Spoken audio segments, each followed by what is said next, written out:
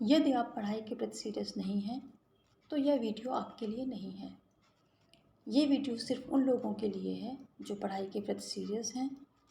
यहाँ पर TGT PGT political science का फुल कोर्स कराया जाएगा जो कि बिल्कुल ऑथेंटिक होगा, लेकिन यहाँ से नॉलेज पाने के लिए आपको मेहनत करनी पड़ेगी। जो टॉपिक मैं एक्सप्लेन करूँगी वो आपको नोट डाउन करना होगा, वीडियो पॉज करके सारे नोट्स बनाने होंगे। और यदि आप पढ़ाई के प्रति सीरियस नहीं हैं तो ये मेहनत आपसे होने वाली नहीं है। आप बस एक वीडियो से दूसरी वीडियो में घूमते रहेंगे। जो भी एस्पिरेंट्स फीस अफोर्ड नहीं कर सकते हैं, मैं स्पेशली उनके लिए ये पूरा कोर्स फ्री में तेज़ी के साथ कंप्लीट करवाऊंगी। हाय एवरीवन, आज हम कानून एवं दंड का सिद्धांत का स्टडी करेंगे और साथ में जो हमारा नागरिकता टॉपिक है उसको भी इसी वीडियो में स्टडी करेंगे। तो अभी हम स्टार्ट करते हैं। कानून भी कह सकते हैं आप उसको, या फिर विधि भी कह सकते हैं। दोनों का मतलब एक ही होता है, कानून एवं दंड का सिद्धांत। हम शुरू करेंगे। राज्य, अगर हम कानून की बात करें तो राज्य अपने नागरिकों के जीवन के संचालन के लिए नियमों एवं कानूनों का निर्माण करता है, जिसका पालन करना सभी के लिए आवश्यक होता है। जो इसका पालन नहीं करता, राज्य उसे दंडित करता है। राज्य द्वारा निर्मित एवं लागू किए गए नियमों को कानून कहा जाता है, और जो इसकी परिभाषा ऑक्सफोर्ड शब्दकोश में दी गई है। कानून की परिभाषा इस प्रकार परिभाषित किया गया है: सत्ता द्वारा आरोपित आचार विचार के नियम को कानून कहते हैं। यहाँ पर सत्ता नहीं, कानून होगा। कानून सत्ता द्वारा आरोपित आचार विचार के नियम को कानून कहते हैं। ये परिभाषा जो है ऑक्सफोर्ड शब्दकोश में दी गई है। अभी हम इस कुछ महत्वपूर्ण कथन देख लेते हैं जो कि कानून के बारे में दिए गए हैं। ऑस्टिन महोदय कहते हैं, ये इनका बहुत ही फेमस स्टेटमेंट है, कानून संप्रभु का आदेश है। ये ऑस्टिन महोदय कहते हैं।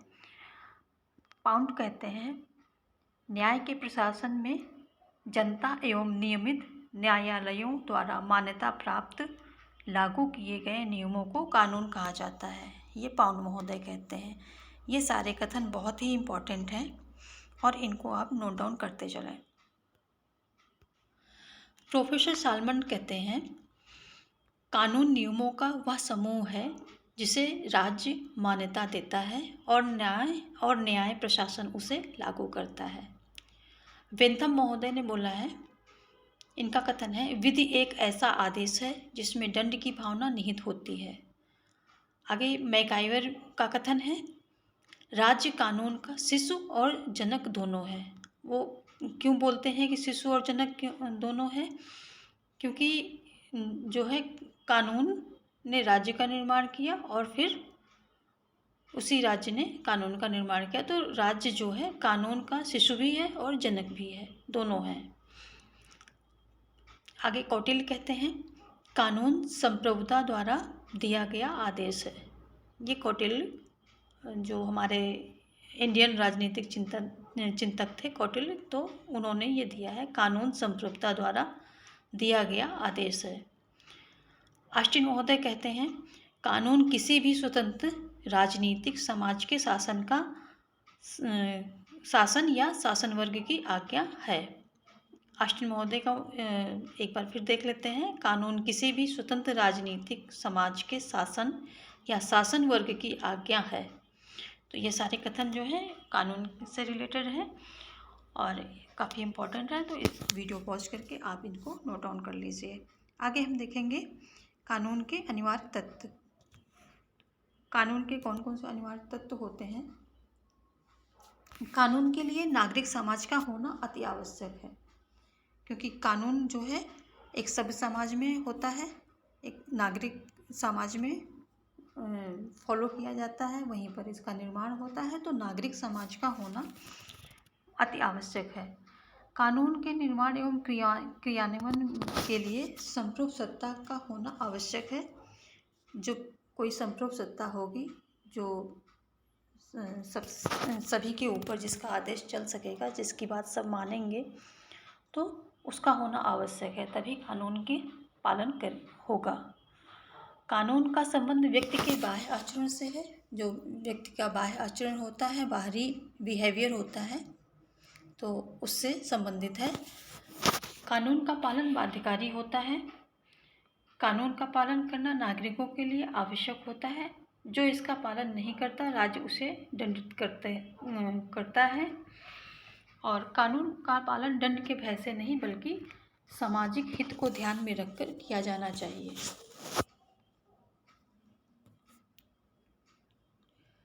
कानून के स्रोत, अब हम आगे देखेंगे हमारे कानून के स्रोत कौन कौन से हैं। तो कानून का स्रोत है धर्म। धर्म में जो है हमारे जो अलग अलग धर्म से ग्रंथ हैं, धर्म से रिलेटेड धार्मिक ग्रंथ हैं, उनमें बहुत सारी बातें बताई जाती हैं, क्या करना है क्या नहीं करना, डूज एंड डोंट्स के बारे में बताया जाता है। तो वहाँ से भी एक हमें कानून के स्रोत मिलते हैं। और हमारी जो रीति रिवाज एवं परंपराएं हैं, वो भी हमारे कानून का स्रोत हैं। जो कानूनी टीकाएं हैं, जो ग्रंथों में लिखी गई टिप्पणियां हैं, वो भी कानून का स्रोत मानी जाती हैं। वहाँ से भी हमको कुछ नियम कानून सीखने को मिले हैं और हमने उनको अप्लाई भी किया है अपने जीवन में। और न्यायिक निर्णय, जो समय समय पर न्यायिक निर्णय लिए गए हैं, टाइम टू टाइम जो निर्णय लिए जाते हैं न्याय से संबंधित, उनको वो भी कानून के स्रोत हैं। और विवेक और अनुभव पर आधारित जो निर्णय लिए जाते हैं, वो भी कानून का स्रोत है। और सबसे उत्तम स्रोत क्या है? व्यवस्थापिका एवं विधायिका, चाहे उसे व्यवस्थापिका बोल दें या विधायिका बोलें, ये सबसे उत्तम स्रोत है और सबसे ऑथेंटिक इसे ही माना जाता है। तो ये हमारे कानून के स्रोत हैं। यहाँ से हम कानून की जो रूप है, यहाँ से हम लेते हैं। आगे देखें कानून के उद्देश्य या कार्य। कानून के क्या कार्य होते हैं? कानून का सबसे पहला कार्य होता है कि राज्य में शांति की स्थापना करना। दूसरा होता है नागरिकों की उन्नति करना। ऐसी व्यवस्था जो है वहाँ पर बनाई जाए, ऐसा पर्यावरण बनाया जाए कि नागरिकों की उन्नति हो सके। और मानव की आवश्यकताओं की पूर्ति करना। जो नागरिकों की आवश्यकताएं हैं उनकी पूर्ति करना, जो बेसिक मूलभूत आवश्यकताएं हैं वो उनको पूरा करना। नागरिकों को समान अवसर प्रदान करना। कानून हो या विधि हो, उसके द्वारा उसको लागू करके सभी जो नागरिक होते हैं राज्य के, उनको समान अवसर प्रदान कराना, ताकि उनके साथ कोई भेदभाव ना हो सके और कुछ अन्याय ना हो। और दूसरा है मानव अधिकारों की रक्षा करना। कानून का ये बहुत महत्वपूर्ण कार्य है कि मानव अधिकारों की रक्षा करना। आगे देखेंगे हम अच्छे कानून के लक्षण।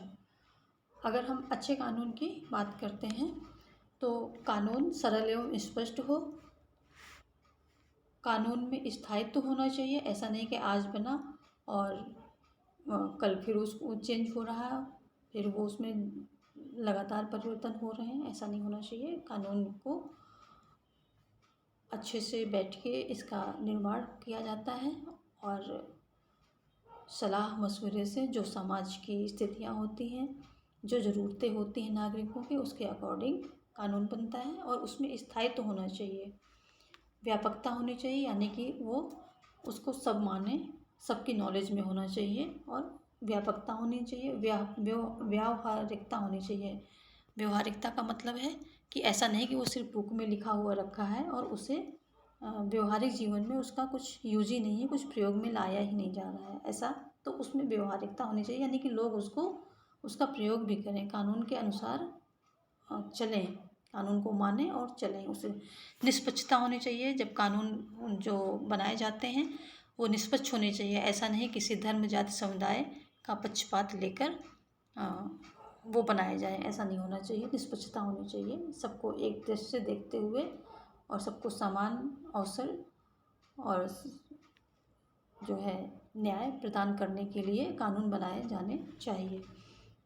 और नागरिक अधिकारों का रक्षक होता है। जो अच्छे कानून होते हैं वो नागरिक अधिकारों की रक्षा करते हैं और मनुष्य की सर्वांगीण विकास होता है उसमें साधक होते हैं, बाधक नहीं होते हैं, उसकी रक्षा करते हैं। अब हम देखते हैं कानून पालन का आधार। जो हमारा ये है कानून पालन का आधार, इसका पहला आधार होता है भय होता है, क्योंकि कानून जो है कानून की पालन न करने पर लोगों को दंडित किया जाता है। जो उस राज्य के नागरिक होते हैं उनको दंडित किया जाता है। तो पहला आधार होता है भय। दूसरा होता है तर्क एवं उपयोगिता, कि उस जो है कानून की उपयोगिता कितनी है, तो उसके आधार पर भी उसका पालन किया जाता है। तीसरा होता है सहानुभूति। चौथा होता है स्वभाव, लोगों का स्वभाव कैसा है। और पांचवा होता है आलस्य। ये सभी हैं कानून पालन के आधार। अगर हम पूछें कि कानून क्यों पालन करते हैं या कानून पालन का आधार क्या है, तो ये 5 हमारे हो जाते हैं। भय, तर्क एवं उपयोगिता, सहानुभूति, स्वभाव, आलस्य, ये 5 हमारे आधार हो जाते हैं। कानून के प्रकार देख लेते हैं। अब हम कानून के प्रकार में हम बात करते हैं तो व्यक्तिगत कानून आता है, सार्वजनिक कानून है, संवैधानिक कानून, चौथा है सामान्य कानून, पांचवा प्रशासनिक कानून, छठा प्राकृतिक कानून, सातवां है अध्यादेश, आठवां है राष्ट्रीय कानून और 9वां है अंतर्राष्ट्रीय कानून। अब इनके बारे में हम थोड़ा डिटेल से चर्चा कर लेते हैं।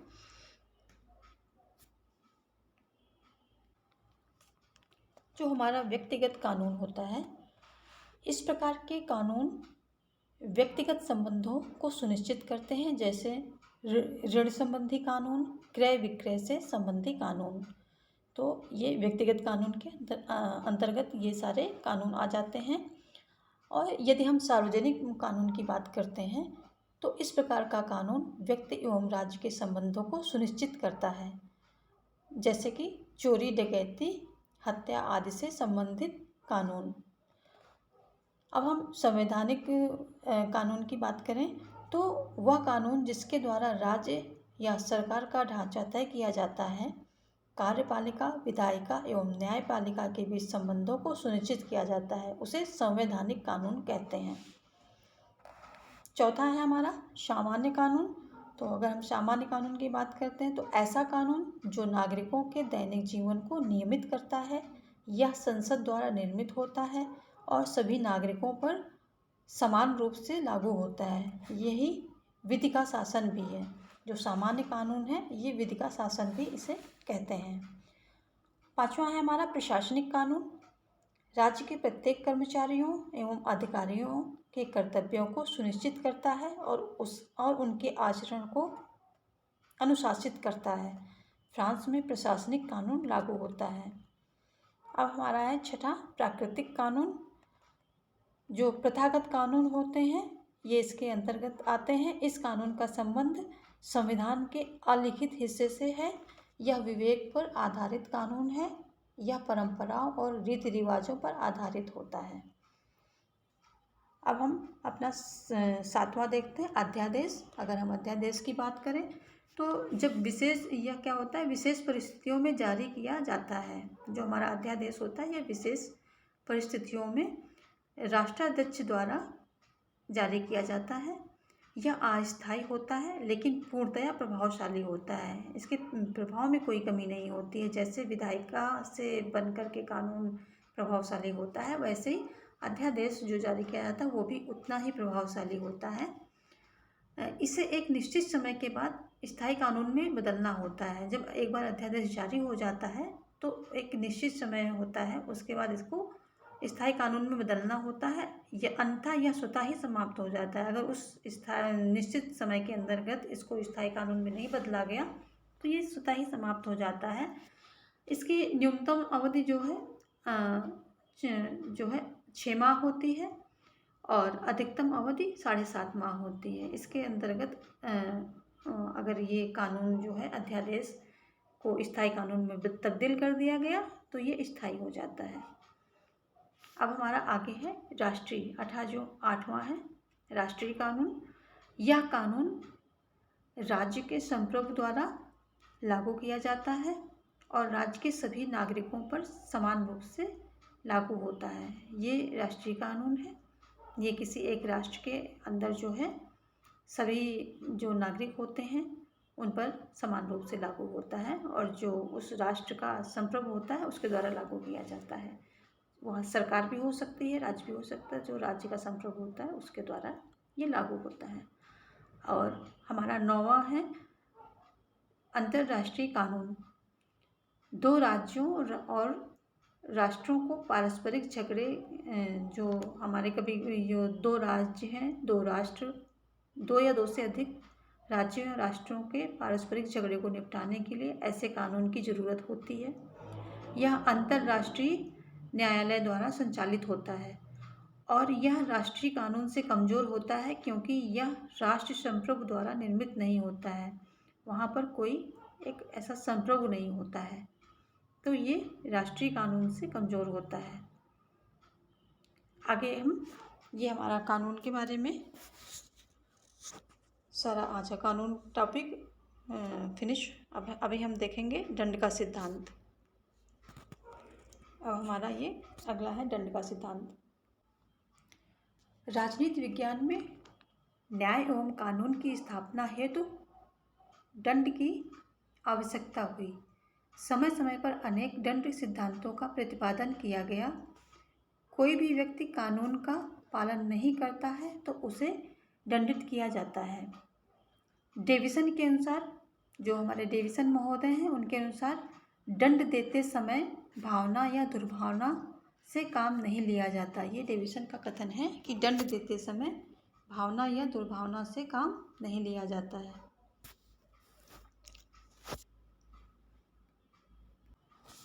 सालमन ने दंड के 4 प्रकार बताए हैं। जो हमारे सालमन महोदय हैं, इन्होंने दंड के 4 प्रकार बताए हैं। पहला है निरोधात्मक दंड का सिद्धांत, दूसरा है निवृत्तात्मक दंड का सिद्धांत, तीसरा सुधारात्मक दंड का सिद्धांत, और जो सुधारात्मक दंड का सिद्धांत है इसके जनक बेंथम हैं, और चौथा है प्रतिरोधात्मक या प्रतिशोधात्मक दंड का सिद्धांत। अब इनको हम थोड़ा सा डिटेल में देख लेते हैं कि निरोधात्मक दंड का सिद्धांत क्या होता है। अगर हम निरोधात्मक दंड के सिद्धांत की बात दंड का सिद्धांत की बात करते हैं तो जब कोई अपराधी कोई अपराध बार बार करता है तो उस अपराध को रोकने के लिए ऐसा दंड दिया जाना चाहिए जिससे वह अपराध करने लायक न रह सके। जैसे कोई व्यक्ति बार बार चोरी करता है तो उसे आजीवन कारावास दे दिया जाए जिससे वह आजीवन चोरी ना कर पाए। अगला है हमारा दूसरा निवृत्तात्मक दंड का सिद्धांत। इसमें किसी अपराधी को ऐसा दंड दिया जाए जिससे वह समाज के लिए उदाहरण प्रस्तुत करे, जिससे समाज के लोग अपराध करने से बचें, जैसे फांसी। टी.एच. ग्रीन इसके समर्थक हैं। इसके समर्थक कौन है? जो हमारा निवृत्तात्मक दंड का सिद्धांत है, इसके जो हैं ग्रीन महोदय इसके समर्थक माने जाते हैं। ये भी आप नोट डाउन कर लीजिए, ये इसके समर्थक हैं। तीसरा है हमारा सुधारात्मक दंड का सिद्धांत, जिसके जनक बेंथम माने जाते हैं। यह सिद्धांत अपराध को एक रोग एवं अपराधी को एक रोगी की भांति मानता है। अपराध की मात्रा के अनुसार दंड दिया जाता है। इस प्रकार के दंड का सिद्धांत का उद्देश्य अपराधी के चरित्र में सुधार करना होता है और अपराधी के अपराध की मात्रा के अनुसार दंड दिया जाता है। वर्तमान में जो लोकतांत्रिक व्यवस्था है, इस लोकतांत्रिक व्यवस्था में यह दंड का सिद्धांत जो है सर्वाधिक मान्य है। कौन सा? सुधारात्मक दंड का सिद्धांत सर्वाधिक मान्य है आज की वर्तमान लोकतांत्रिक व्यवस्था में। अगला है हमारा प्रतिशोधात्मक दंड का सिद्धांत। यह सिद्धांत सबसे प्राचीनतम सिद्धांत माना जाता है। यह सिद्धांत बदले की भावना पर आधारित है। आँख के बदले आँख, कान के बदले कान, प्राण के बदले प्राण, ये इस सिद्धांत पर आधारित है। वर्तमान लोकतांत्रिक व्यवस्था में सर्वाधिक अमान्य है। जो आज की हमारी लोकतांत्रिक व्यवस्था है इसमें ये बिल्कुल अमान्य है। इसका बिल्कुल भी इसको प्रयोग में नहीं लाया जाता है।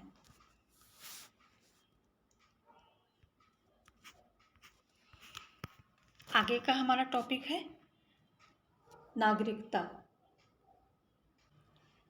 यदि हम नागरिकता की बात करते हैं तो नागरिक वह होता है जो राज्य में अधिकार रखता है। यह लोकतंत्र का गुण है। नागरिकता जो है लोकतंत्र का गुण है। ये नागरिकता राजतंत्र एवं कुलीन तंत्र में नहीं जो है नहीं होती है। यहाँ पर प्रजा होती है। क्या होता है कि राजतंत्र एवं कुलीन तंत्र में प्रजा होती है, नागरिक नहीं होते हैं। क्यों? और प्रजा को कोई राज्य में कोई अधिकार प्राप्त नहीं होते हैं, जबकि अगर हम नागरिक की बात करें तो उसे राज्य में अधिकार प्राप्त होते हैं। नागरिकता दो प्रकार की होती है, औपचारिक नागरिकता एवं वास्तविक नागरिकता। नागरिकता दो प्रकार की होती है। औपचारिक नागरिकता में नागरिक अधिकार प्राप्त होते हैं और वास्तविक नागरिकता में नागरिक आर्थिक, राजनीतिक, सामाजिक अधिकार प्राप्त होते हैं।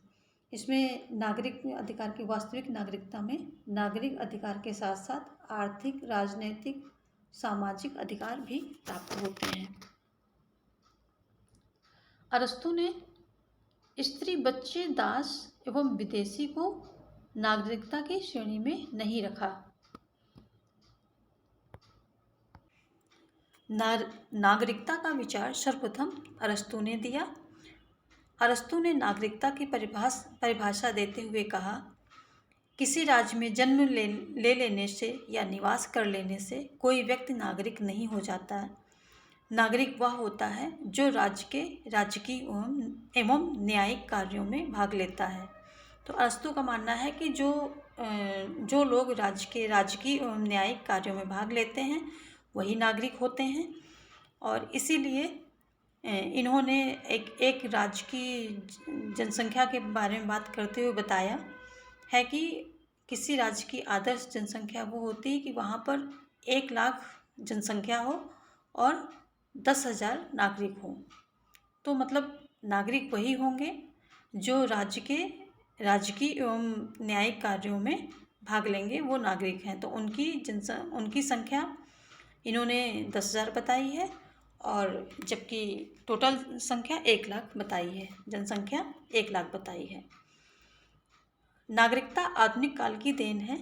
राष्ट्र राज्य के उदय के साथ ही नागरिकता का भी उदय होता है। नागरिकता की परिभाषा मूल रूप से जो 1789 की फ्रांसीसी क्रांति के दौरान इसको परिभाषित किया गया है। जो 1789 की फ्रांसीसी क्रांति के दौरान नागरिकता को परिभाषित किया गया है। टी.एच. मार्शल ने अपनी पुस्तक सिटीजनशिप एंड सोशल क्लास में कहा कि इंग्लैंड में 1688 की गौरवपूर्ण क्रांति के बाद नागरिकता का विचार आया। ये टी.एच. मार्शल ने बोला है कि जो है 1688 की गौरवपूर्ण क्रांति जो इंग्लैंड में हुई थी उसके बाद इंग्लैंड में नागरिकता का विचार आया। 18वीं शताब्दी में नागरिकता का विचार आया, जिसके द्वारा नागरिक अधिकार प्राप्त हुए। लोगों को क्या हुए? नागरिक अधिकार प्राप्त हुए। और ये आया कब है? ये आया था 18वीं शताब्दी में। इसके द्वारा नागरिक अधिकार प्राप्त हुए और इन अधिकारों की रक्षा न्यायालय करता है। कौन करता है? न्यायालय इन अधिकारों की रक्षा करता है।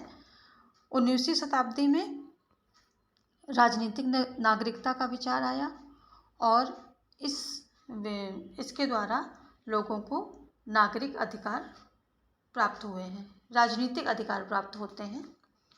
और इसकी रक्षा, जो इन अधिकारों की रक्षा होती है, इनकी रक्षा राजनीतिक संस्थाएं करती हैं। 20वीं शताब्दी में सामाजिक नागरिकता का विचार आया। इसके द्वारा सामाजिक अधिकार प्राप्त हुए और इसकी रक्षा सामाजिक संस्थाएं करती हैं। तो 18वीं शताब्दी में नागरिकता हुई, जिसके द्वारा नागरिक अधिकार प्राप्त हुए और इसकी रक्षा न्यायालय करता है। 19वीं शताब्दी में राजनीतिक नागरिकता का विचार आया। और इसमें राजनीतिक अधिकार प्राप्त हुए और राजनीतिक संस्थाएं इन अधिकारों की रक्षा करती हैं। 20वीं शताब्दी में सामाजिक नागरिकता आया और इसमें सामाजिक अधिकार प्राप्त हुए और इसकी रक्षा सामाजिक संस्थाएं करती हैं। तो आज का हमारा जो हमने टॉपिक लिए थे, नागरिकता एवं कानून एवं दंड का सिद्धांत, ये दोनों हमने कंप्लीट कर लिए हैं। और आगे की वीडियो में हम राजनीतिक विचारधाराएं पढ़ेंगे, जिसमें कि समाजवादी विचारधारा, फांसीवादी विचारधारा, उदारवादी विचारधारा, ये सारी विचारधाराएं आएंगी। और आगे का भी हम पूरा कोर्स बहुत ही तेज़ी में कंप्लीट कराएंगे। तो आगे की वीडियोस पाने के लिए हमारे चैनल को सब्सक्राइब कर लें तथा लाइक और शेयर करना बिल्कुल ना भूलें। Thank you.